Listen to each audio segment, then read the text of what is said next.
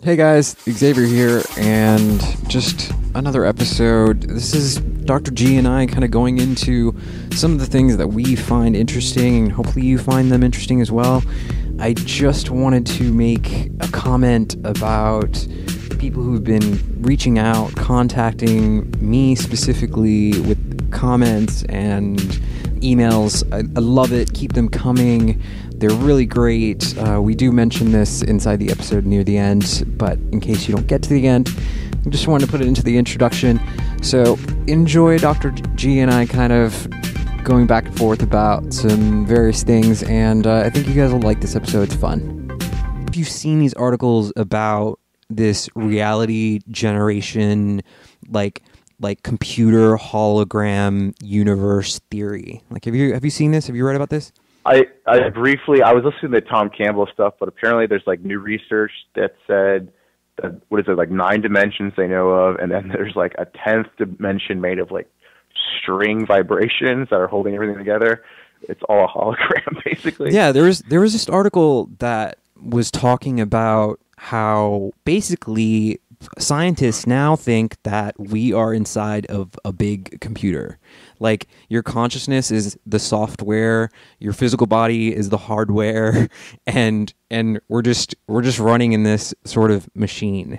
Like, I don't know the details. I'm not a physicist, but I just thought it was interesting that we reality experiences, the things that the lessons that we are taught and learn through our experiences, I think are really important. I mean, like, oh my God, I wish I could solve that existential dilemma, like that never ending, like, why is the fucking sky blue, and why do birds fly, and why is winter cold, what the fuck, you know what I mean? So I just think it's interesting that there's an observational effect of things. I don't want to pretend that I know what in the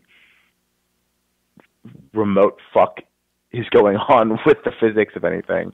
I don't think anybody else does, but it's interesting that the lectures are like McKenna would say how physics is always like 60 to 100 years ahead of material sciences, and now it's like the other realms, medicine and chemistry and psychology, have to catch up to physics, just saying like, oh yeah, consciousness like plays a role in physics and our material universe. Like, okay, let's like wipe the slate on everything. But yeah, I mean, it's definitely intriguing. There's this, I don't know, like the whole there's a I don't know if you saw Interstellar, but spoiler alert, like the whole message in that movie was pretty interesting. It seems to be this common themality, and it talks about love. And I'm going to be cheesy. This is going to sound stupid. I don't care. This is where we differ on this movie. I believe it. I buy it. I believe it, man. I really believe. I was doing this meditation today, actually, and it basically involved using this light, and you imagine your crown chakra opening, and this light pours down through your body, and it goes into your heart, and you just open your heart completely. It felt like having an orgasm for 3 minutes. It felt so good, and it was just love, man. What's that? What was the context of Interstellar? Well, at the end of Interstellar, I guess it was Anne Hathaway's character that said that the only thing that defies space-time that we know is love. See, I'm a hater. Properly. I'm a hater, and here's why. Because that movie, if anyone's seen it, there's a moment in that movie where right before the reveal, he's in this like space-time continuum, like he's in the center of everything, and there's this feeling I got that was like, oh, holy shit, they're about to go there. They're about to make the best movie ever made. They're about to like peel back, show you the wizard behind the curtain, and then I feel that they took a cheesy love-induced Hollywood ending to like explain everything instead of doing the hard work and really going out there. They just like they played with you. They were right about to jump over the edge and take you with them. That's how I felt. I love that feeling for that. Like it was like 14 seconds of it. You know what I'm talking about? That part where they were like, it was all coming together, and then they were like, oh shit, it happens to be love. I was like, oh, fuck. I mean, nothing against love, but like, what's love got to do with it? Yeah. No, I mean, no, it's.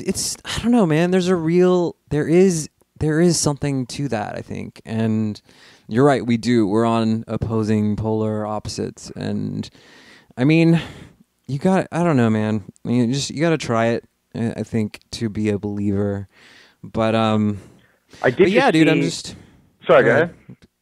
Well, one of us has to go. I just saw. I was telling you about that Yogananda documentary. Right. I don't know if it's probably not in theaters in most places, but they did a pretty good job. If anyone's read Autobiography of a Yogi, I haven't gone all the way through it. He also wrote The Divine Romance, which is really good, but I never quite understood the impact that he had on the West as far as, you know, actually making yoga and meditation a huge part, at least from the Western United States. And it's pretty cool stuff, you know, like the images of him, like you could see in his eyes, like he's on some shit. he's tapped into something.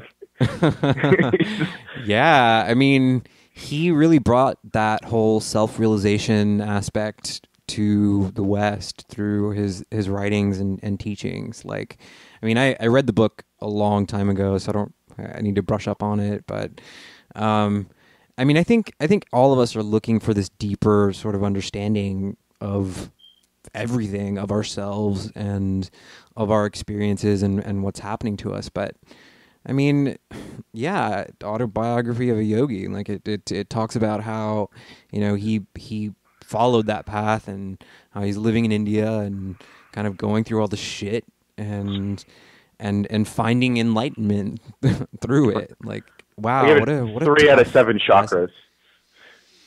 What do you mean? Just as a movie review, just 3 out of 7 chakras. Fucking dog shit.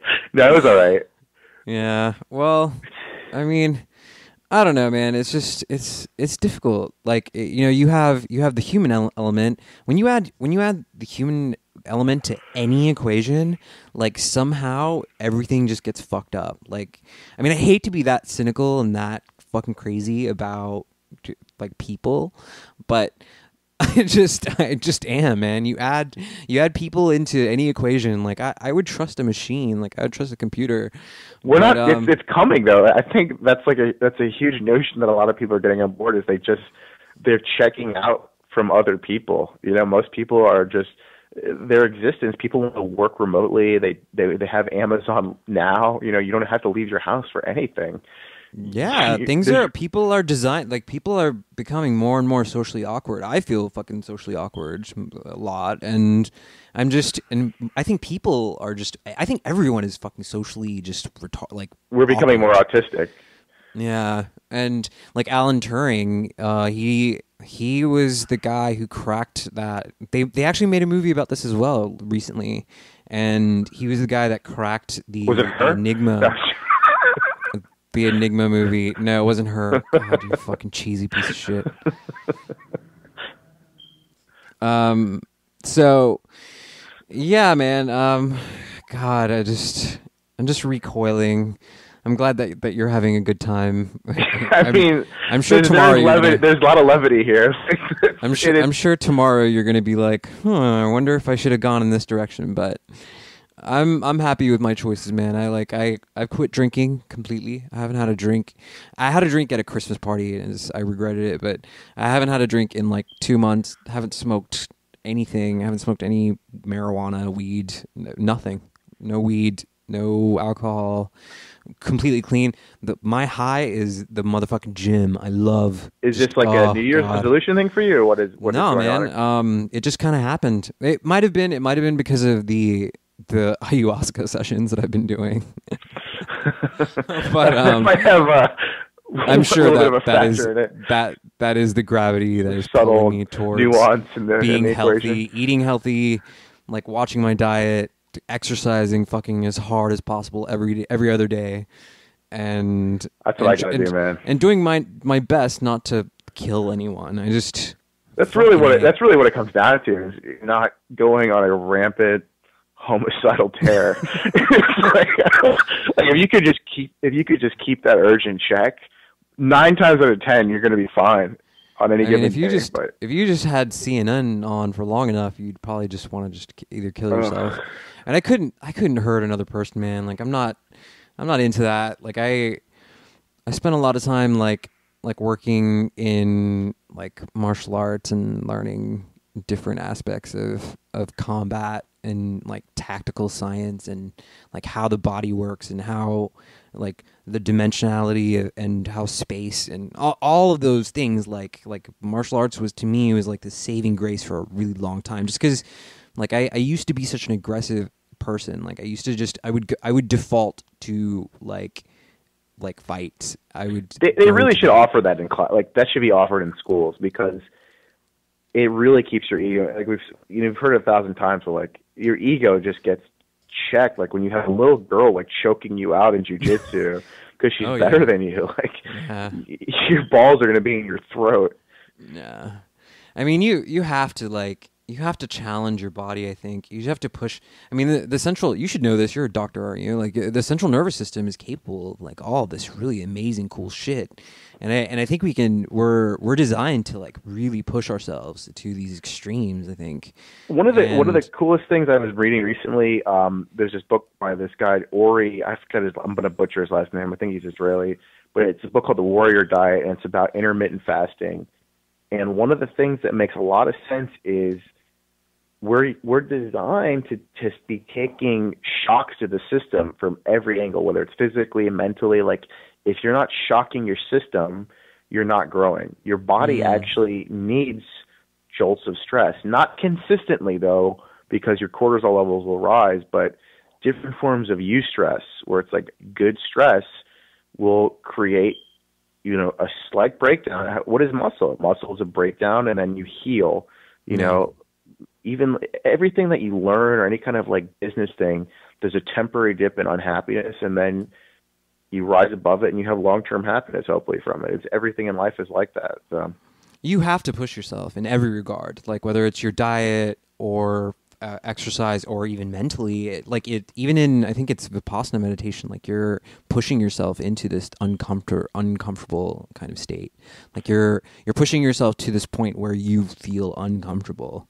And that, I think that inherent state, as much as we run away from that and we're so fucking afraid to be like uncomfortable, and we live in this like place where like we're designed to find like the safest zone. Like, how do I feel safe now? How do I feel safe? Comfort is death. I mean, that's the most obvious thing. I have a lot of respect for you atrophy. Atrophy. There's people that are killing it. Artists, you look at the sophomore slump and all these artists. What is that? Because they got comfortable, or like once you get the contract, and basketball players, you see it all the time. Like, they kill it their rookie season and they get that fat contract, and they just turn absolute wet shit out there. And you got to stay on that razor edge of like, you can't be comfortable. Comfort really is death if you're in that creative camp. And our society has been designed to keep everyone super comfortable. And, we're not dying in mass like we used to, but what are we really trying to survive anymore? What are we really creating in the process? How much do you think that perception and your belief system paradigm, like how much do you think that affects what you experience in life? Like, as far as what? Like your reality, like what my belief, like if I believe that everyone is a piece of shit, I'm going to experience everyone treating me poorly.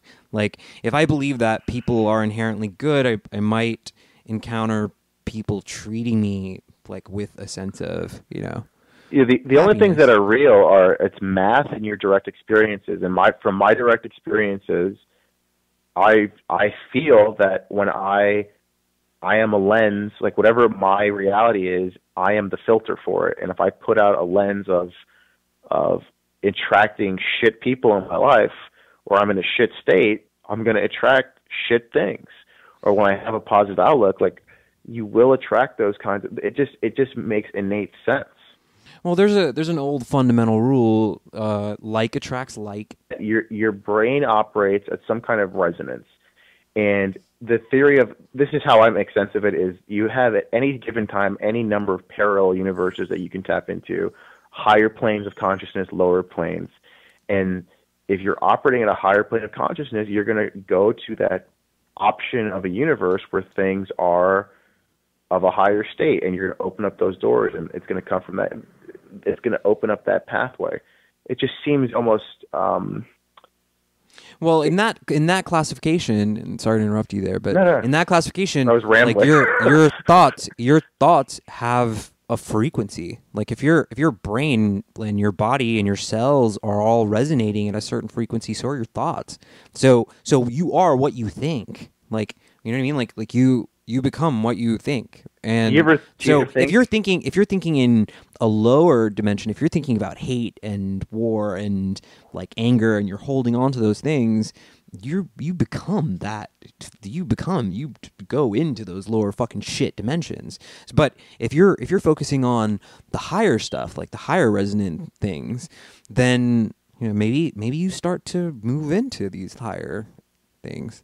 I wonder if that's the next big holy shit moment that's going to come out of not even just physics, just science in general, just the wherever we are as consciousness, as humanity, is realizing that your brain isn't just this material item. It's not like Descartes says, "I think, therefore I am." You're not just this shell inside the brain. You're creating your reality. I think it was Graham Hancock was talking about. He originally brought this up, but I think we're probably going to discover that your brain is a receiver for consciousness, and it's like you can filter in the reality you want to experience. Yeah, and that's like an antenna really, or a radio station. If you look at some of the ancient Egyptians, you look at some of the ancient cultures, they were really, this is what they subscribed to. I mean, if you look at the pyramid of Cheops, I might be butchering this, but from what I remember was the pyramid was not what they thought it was actually supposed to be. I went down this weird rabbit hole recently, like looking into this, and this is a total misnomer about the pyramid. The pyramid was like this consciousness chamber that I think it was every 13,000 years that it was an inverse antenna. So the pyramid would have these 4 equilateral triangles, and they would form this perfect square, and it was aligned, I believe, with Orion. And I remember this. Yeah. Certain star frequencies at certain periods of time would line up with these holes inside the chamber that would align with this sarcophagus. And it would create a resonance where the king or the queen, and you would go into the king's chamber, queen's chamber, and each one was to simulate like what you would experience at the moment of death, like basically. So it would take you into this sort of ascended like playground where you could explore how to adjust like things in your life.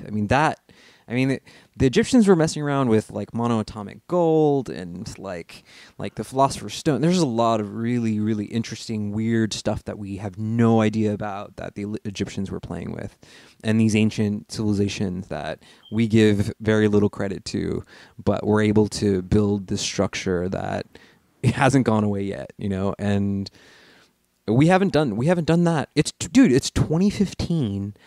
The Wright brothers flew an aircraft. I think it was 1903. We've been flying aircrafts for 112 years. And that's not a very long time. The internet didn't exist 30 years ago. There was no real internet. Cell phones, nobody had a fucking cell phone 20 years ago. So there's a lot of waking up that's about, they did not see the internet happening. They could not expect this flood of information at everyone's fingertips just exploding, all these secrets. It's like we all have our own little library of Alexandria at our fingertips. I was listening to, fucking Randall Carlson was on, I forgot what the podcast was. We got to get this guy on, man.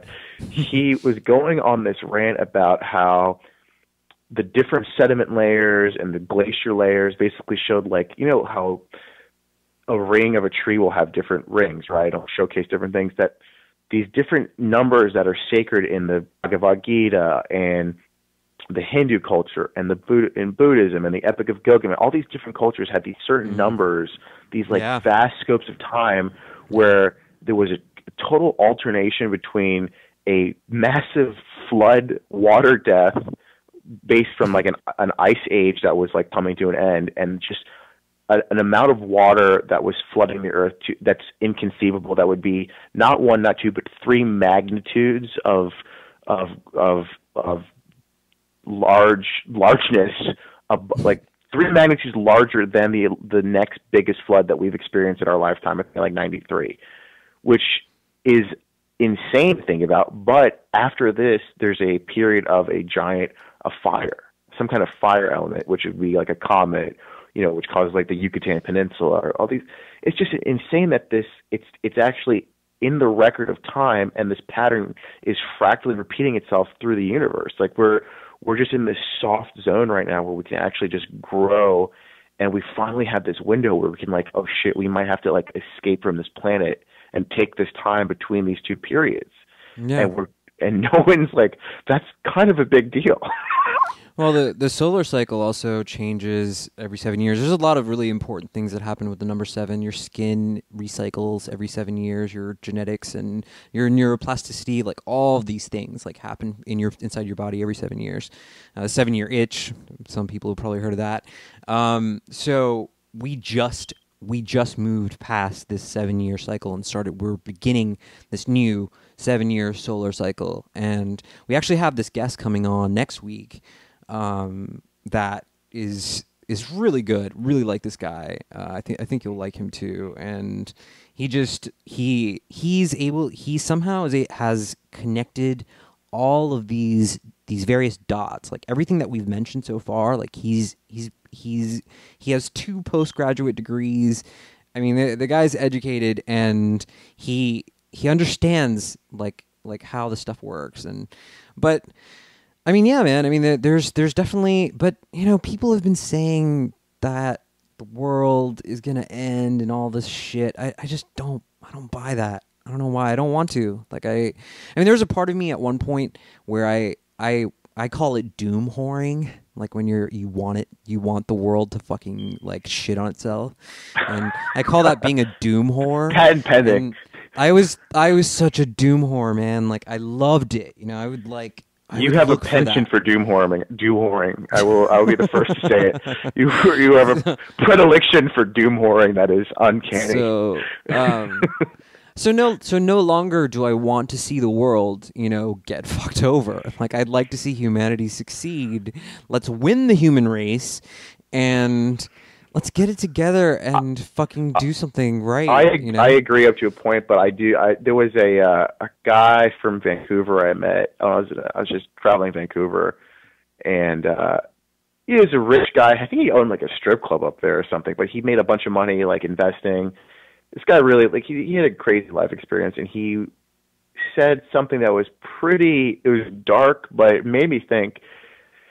And it was, you know, deep down, he says he thinks everything was ultimately fucked. It came down to the same conversation. Or like, what do you think? Where's this all headed? And he goes, I stopped thinking about it because deep down, he goes, I was plucked out of the ether. Like, I was in this void that was like, everything was pleasant. I was in my mother's womb, and I got shit out into this monkey realm, and I got to compete against everybody else. And he says that deep down, he thinks that everybody hates it here, and they ultimately want to see it destroyed. Not everyone, but a majority of people deep down want to see this. People are suffering. Like they're suffering, exactly, and they want to see it. Have you not noticed that this Buddhism is based on this idea? The Four Noble Truths are that suffering is the only like real thing that you're going to experience in your lifetime. You're constantly going to suffer, and I don't even want to pretend to understand that, just because I don't even know, man. I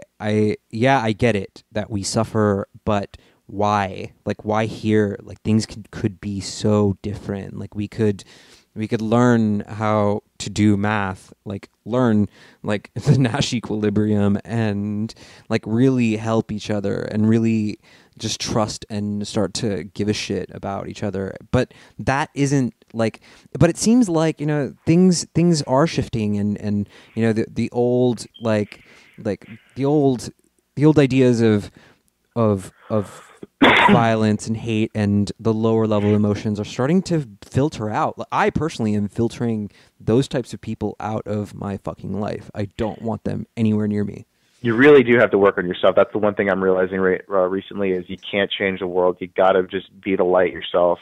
Yeah, Gandhi was be the change. It's so true, man. Like you got to just work on your own shit, and anyone wants to get in your way about it, like you can't feel guilty. That's the thing. There's like this guilt I used to feel about that. Like I really need to work on myself, and I would feel guilty that like why am I focusing on this? But that's really how you affect change. As you become that light, and people see, hey, like what's with this guy? What's with this dude? Like he gets it. Like, well, I mean, if you look at the like divergence in Western and Eastern kind of culture, they're so different. Like, and now you're seeing this like filter. Like people are searching for these answers. They're asking questions. People are wondering how. Like, I mean, and what you just mentioned, a few minutes ago about Yogananda, like that's common knowledge, man. Like, in India, I was really fortunate, and I was able to spend a summer in the Himalayas, like for a few weeks, and the most spiritual place on the planet, hands down. Just, I mean, the amount of like just you can feel God when you're in the Himalayas. That's all I know. Like I love the pronunciation of the movie. They're like the Himalayas. I'm gonna start using that. No, well. Haven't seen the movie. I'll probably check it out, and I'm still a little bit, like reeling from this this guest that we were about to have on, and I don't know, maybe it's a filtering system, and then everything happens. And I don't subscribe to randomness. I don't subscribe to this idea that everything is chaos and we can't understand any of these things. I truly believe that things are planned. Things happen for a reason. Predeterminism. We have the illusion of choice, but it's like a river that flows, and you're like throwing a rock into a river, and that's what it like. You're going to end up in the ocean eventually, and I don't know, man. This whole idea and line of thought and topic it goes pretty far, and well, that whole thing we were talking about being the light. Who was telling one of my good friends was telling me that is if when you become an enlightened being, whatever that means, like if we'll ever even experience that or come close to it, you have the option. Usually, I think, as you become an ascetic and you just go out into the woods or become a monk and just avoid society for the rest of your life and just just stay in contact with Source. Or you can become, the bodhisattva, and you just touch everyone on your path, and you just go about your day like you would originally. But you touch that grace, and it's evident in everything you do. And I think that's really the key, and that's what they mean by going inside. Yeah, I mean, if you are lucky enough to encounter enlightenment or touch enlightenment in your lifetime, then I would say you're doing well. And do you think that's even possible? Like, do you know people that? Oh yeah, hell yeah. I mean, there. What does it mean though? What is actually, like? How would you know it when you saw it? Like, what is it? Well, I'll reference an experience that I had, and God, I'm not even sure how people are going to receive this, but that trip to the Himalayas, we ended up hearing. We were in this cab, and this cabbie like half spoke like broken English, and so I really wanted to meet like a legit like guru, like a legit like sadhu, like like hardcore like person who was into this stuff. And so he started telling us this story about this dude who like lived in the forest, wore rags, and he started. It was pretty. It got really interesting really fast. So we got his number and we're like, yeah, we want to meet this guy. We want to meet this guy. We want to meet this guy. And so it was a group of my friends and we end up like none of us spoke the language and we end up like getting there somehow. And this dude comes up to us and he's like the most unassuming person, this tiny little Indian dude, and he's wearing what looks like your bed sheets, and just rags, but he's glowing. There's something about him he's just glowing. And so we walk up to him and he had like a helper translator person with him or taking care of him. I don't know. And so he would ask questions and the translator would speak and he's like, are any of you hungry? And we kind of look at each other and we're just like, yeah, sure, we're hungry. And dude, no joke, like legit, I've never experienced anything like this before. He from the air, he reached up into the air, the motherfucker, empty air, just space, and he's like, boom. And when his hand came down, he had a banana, and then he did it again, and he did it 4 times. He did it for each of us, and he would just reach up, and he's like, and he plucked it out of the air. I mean, he didn't have any clothes on. There was nowhere to hide anything. Was it an ashram or what was this? No, it was just some dude in the woods. It was just some dude in the woods in India. Some sadhu in the woods in India. And he's like this super enlightened being. And I remember the feeling that I got like when I met him. And I was just like, I don't want to go back to the States. Please let me study. Please let me be here. Please, I'm begging this guy. And of course I didn't understand anything he was saying. And he's like, I think he said, no, you have many things to achieve. You have many things to do. And of course, something. I would have in a second like given up everything and just moved to India and lived with and apprenticed under this person and never encountered him again. Oh my God, man, that was one of the most profound experiences in my life. That's bananas. Yeah, it really was. And so, yeah, do I believe in enlightenment? Wait, he just straight like you saw it just manifest in midair.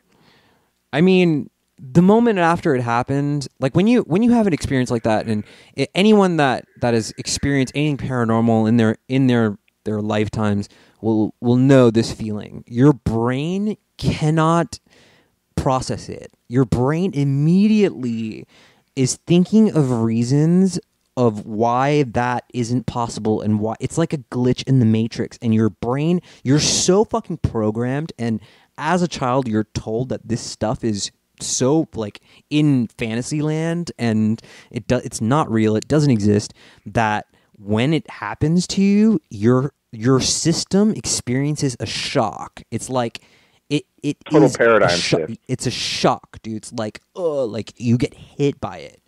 So you're immediately you're trying to rationalize the experience, and that doesn't work because it's outside of what we define as possible, as real. As we're not told that these magical beings again exist and they're floating around trees and shit and switching into different dimensions. I mean, truth is stranger than fiction, bro. Like, it does exist. It is real. I mean, you have to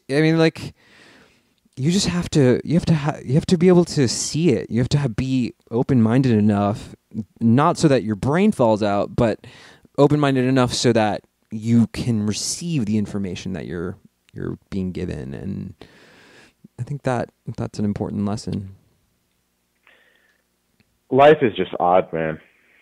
Life is amazing. Life is a gift. It can be odd. It can be hell. It can be torture. It can be beautiful, and that's what makes it, a gift. And I think, that a lot of us, like, we live, these very privileged. I mean, I personally, speaking for myself, like, I am very grateful for the things that I have, like, the support system and my lifestyle, and I'm thankful every day, man. No joke. Like, I'm very thankful for, the things in my life, the people in my life, and I don't know, and there are people who have it much worse, man, and there is true suffering in the world, and not to take away from what anyone's experience is, and I know we each have our own individual challenges, but I like, it would be cool if the people who are listening to this episode would just take a step back, look at your life, be thankful, look at the things that you do have that other people wouldn't necessarily have, and I'll get off my pulpit. And It's so much easier said than done, but it's just one step at a time. This has become my life. Like, the only thing that I do is I go to the gym and I work on the podcast, and that's my life. And I'll just say this, man. Like, time is the only real currency that you have. Your time is the most important thing. We sound like bitches right now. Look, no, I don't think that. Your time is the most valuable commodity that will ever be given to you on this planet, in this system. People who abuse that, people who take that away from you, people who take advantage of that are they're to be considered hostile. You should cut those people off immediately. Like, don't let anyone fuck with your time. Just period. Yeah. So, I mean, I'm gonna take the higher road here, and the war part inside of me, like that warrior part of me that like looks for battles and stuff. Like, I've grown up a little bit, and I don't need that anymore, man. Like, I don't need to fight some dude. Have you been in any fights? Me? Yeah. I've been in a lot of fights, man. Like brawls? I'm not like brawls. Why is that? I'm not proud of my history with street fighting. And so, I mean, I don't need that anymore. And in fact, like, I even go out of my way to avoid conflict. Like, I'm just like, unless, I mean, if you're threatening a friend of mine, or if, you're truly posing a danger to the people around you and me and my family or my friends, then we have problems. Then, that's when I usually will turn that side. And, it's like a switch, man. It just happens naturally when you've been studying martial arts for 12, 15 years. It's just, it becomes who you are. And so, yeah. This segment is brought to you by WorldStarHipHop.com. It's brought to you by half a nickel productions. Yeah. Yeah. I mean, whatever, dude. I'm not even trying to pretend I'm like some gangster or anything. I'm just some dude. No, we've all had scruffs, Like, I've successfully avoided some really. I'm lucky to be tall, honestly. Like, people, they just are just phobic, I guess, of getting in fights with people that are taller than them, and I've just been avoidant of it. But yeah, there's always that friend. There's always a friend you have that you go out and he just has that presence. Combination of drinks, and some kind of altercation is going to happen. God, I hate that. I have one friend in particular who I stopped going out with him because I knew if he was having Jägermeister, I knew there would be some form of an altercation. And the last altercation that I came in contact with these guys, someone was bum rushing him, and he pulled some vodka bottle out of his pants that he somehow snuck out of someplace and cracked it over this kid. I was like, I've seen enough. Like, I don't want any part of this. This is like going on dating. Like, that's reality for a lot of people. Yeah, I'm not down for that. I'm not down for that. Yeah. So how's the doctorate working out for you? How's your medicine career like going? It's been good, man. I just had to take that sabbatical from the podcast. Just has been grinding on my trying to get on my recertification and paperwork nonsense, so I can do just do some things, have a little more freedom with the degree than they want me to have. And man, people are it's amazing what's going on in the health space, and this could be a whole other podcast. I'm looking forward to having some more like holistic physicians on in the future. We're gonna I would really like that too. Actually, I was thinking about having some Ayurveda like practitioners and people who are holistic healers. Like there's a oh god, I don't remember the name of the style he practices. It's Japanese. And he's good. He really knows what he's doing, and there's like this whole underground like secret like forms of healing that you have to look and search for, and when you find them, it's really amazing, man. Like, and you know, like modern Western medicine, there is no real profit in curing illness. That's the most disgusting thing about medicine, from my experiences, was you really look at the funding of the medical education process, and you'll trace it back to pharmaceutical companies.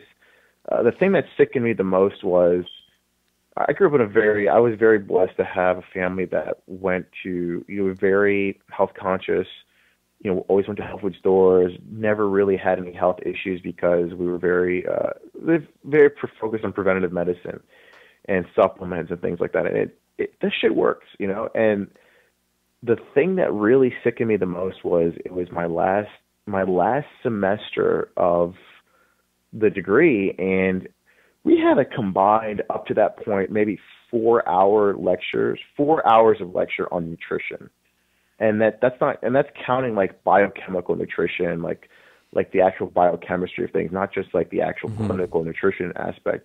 I had to take an elective to learn clinical nutrition, and it was a fucking embarrassment. It was like reading articles online and just copy and pasting things. Like it was a total embarrassment. And it's, if you want to know what your doctor has to think, you want to know how you should judge what your doctor has to say. Look at your doctor. Look at him. Like I think the average age of death of cardiologists is like mid-50s. They're mostly overweight, or it's like mid-60s. They're overworked, I mean, of course, but they don't practice what they preach. Right. And the Western medical system is so fraught with just disinformation. It's an industry, and people are finally waking up and realizing that no, they don't really like. There's some good doctors out there, but their backs are up against the wall, and the system itself does not have your best interest in mind. They recently passed it's at the point now where it's almost comical.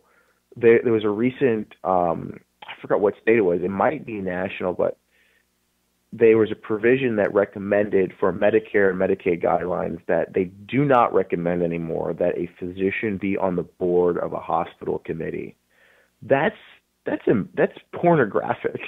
Like, what do you mean? They recommend that, as far as like the chairman, the board of the committee members of the actual the business quote unquote side of the hospital, right. They don't recommend that any physicians be on board. They want quote unquote medical executives. They want suits. They want corporations. They want the bottom line.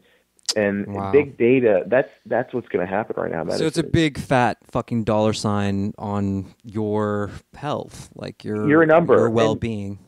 And it's a good thing and a bad thing in the sense that we are approaching an era where big data, you're going to have the Watson type computer. What's going to happen in medical, what you're going to see happening in the medical community and medical education is doctors are going to be systematically phased out, just as everybody else is. The secret that's happening right now is automation. Everything's going to become automated. there's going to be a bunch of, the unemployment rates are total bullshit. They're not declining at all. Like, they're only going to get worse because automation is going to increase. There's no necessity for the majority of human labor. Right. That's just a fact. We're approaching that time. They have McDonald's restaurants that can run with one person working it, and everyone, it's all automated. That's the reality we live in. And you're going to have, the future medicine is going to be, maybe the top 10 to 15% of the class are the doctors that are going to help program the supercomputers that know the algorithms and the data that statistically say, hey, this is probably the disease. And your actual doctor is going to have to be like he's going to be there with your robot, with this machine, and they're going to actually together come and formulate. You're still going to have that human component. It's probably going to need just in case, but the number is showcased now that the data, like, you can have a computer that'll probably get a better diagnosis than, unless your doctor's like, a house. Statistically, you're better off having the Watson computer get a diagnosis. I would take the Watson computer any day over a doctor, or So, and that's some of the stuff I've been talking. Like, I'm working on some stuff. I'll just say for another podcast, but just things that are coming in. We're about to wrap up here. We got about 10 minutes. I mean, yeah, that's really interesting, man. Like, I definitely find it fascinating. I've encountered a bunch of doctors and people who are in the medical field, and I don't think I've encountered any person who has lived in that industry and existed in that industry that isn't like kind of fucked up in some way. Like, their view of their patients, and like, after you have several drinks with a cardiologist or a neurologist or someone who works in a fucking ER, and buy them a few drinks and let them talk to you, and you'll find out the truth of what they think about their patients. And I mean, not all doctors like this, obviously, but I don't know. My view of Western healthcare is very dismal. And rightfully so, but that's a whole nother rant. We should honestly just have looking forward to like a healthcare. Well, we're gonna. I mean, we've been tested a little bit with the podcast, and it's growing pains, and it's we've had something like 8 episodes. We've been up and running for 3 or 4 months. The number scale aspect of it is, I can't really, I can't say, and I do want to take this opportunity to thank every single person who's left a comment on the site, sent me an email. Thank you so much. I love that. I love hearing from you guys.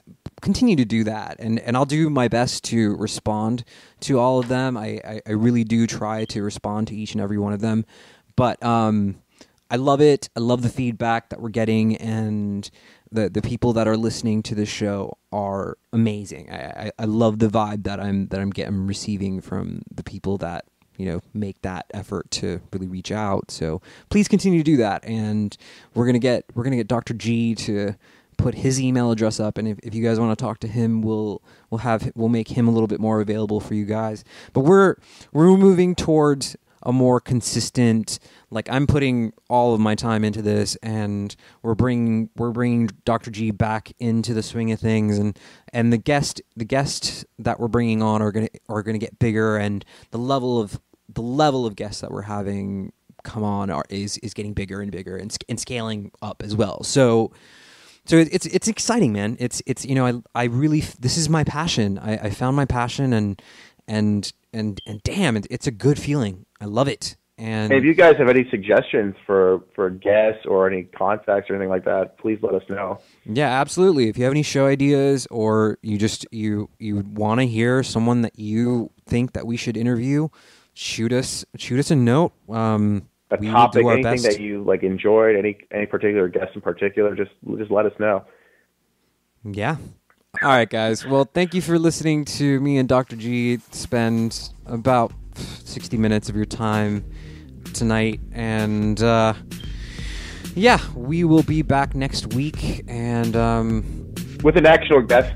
with a guest, and but this gives you. I mean, we should have done an episode. I think it's always felt a little bit narcissistic and kind of circle jerky to have two guys kind of just talking about themselves and their lives, but people should know who we are.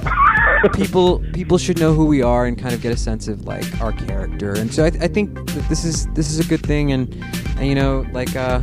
hopefully you guys can enjoy our personalities a little bit. And hopefully you're not all completely turned off by it.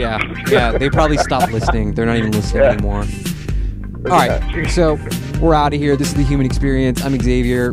Dr. G, thanks, man. We'll see you guys next week. Peace, yeah.